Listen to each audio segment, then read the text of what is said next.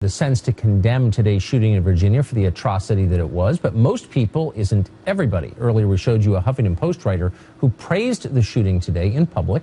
There are more people like him out there, and there are far more people who have in recent months been seduced by the lure of political violence because it's just easier and emotionally satisfying. Among them, CNN's Kathy Griffin, mock beheading the president 2 weeks ago. In New York City, New Yorkers are enjoying a take on Julius Caesar, the Shakespeare play, where a Trump lookalike is stabbed to death. Mark Steyn is an author and columnist. He's been warning about the growing acceptance of political violence on the left, and he joins us tonight. Mark, is it too simple to connect the dots between this growing rhetoric of violence and what we saw today? I don't think it is, Tucker, because I think what they all have in common, going right back to the dawn of this administration, is that the left wants to denormalize and dehumanize, to use your words, its political opposition.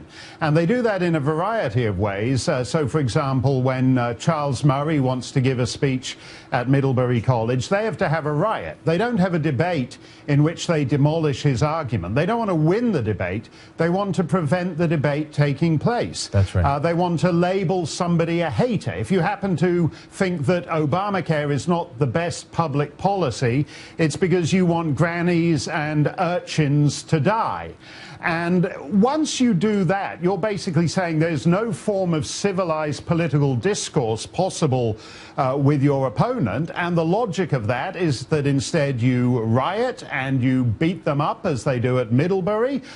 You poison them, as happened to Robert Spencer, who's well known to this network when he gave a speech in Iceland recently, or you open fire on them. And you make politics impossible if you do that.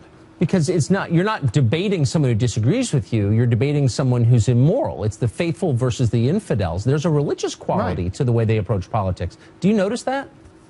Yes, I think so. And I think if you have people like the Southern Poverty Law Group, for example, which has become fabulously wealthy by labeling everyone they disagree with as a hate group. Well, if you keep calling everybody a hater, and in fact, if the raison d'etre of your organization is to call people haters, you're the hater.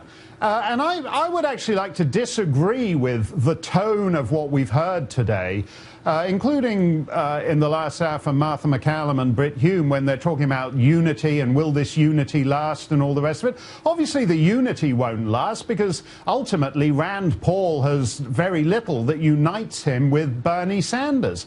We don't actually need unity. We need robust, civilized disunity, where people honestly recognize that they disagree with each other on healthcare, on immigration, on Islam, on transgendered bathrooms, and a bazillion other things, but that doesn't make the other person a hater. And you have to, and simply put, the left has to be willing to actually engage in debate with people it disagrees with. I wonder if that reflex, the reflex to debate, is atrophying on the left. I remember liberals as kind of champion and skilled debaters. There were a lot of them when I was a kid. Now it's very hard to find one who will defend his positions. Yeah, and I think you actually get out of shape like that.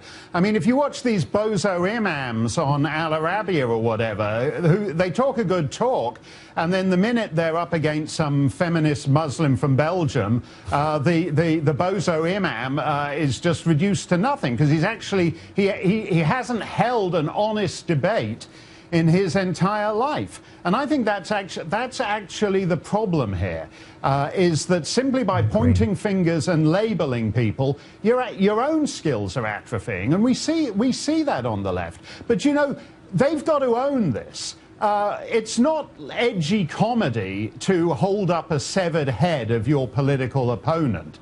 There's a very useful American, and I think it applies more to the left because they're so invested in big government. Politics is everything. So when you're out of power, it's not just a swing of the pendulum and the other guys are in for a couple of years.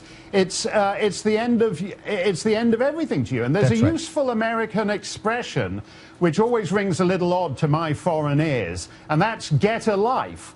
and actually get a life is good advice. If the person you want didn't make it to president, tough. You can have another go in 4 years. In the meantime, take up flower arranging, take up tap dancing, take up dog sledding, get a life, and it won't be that big a deal.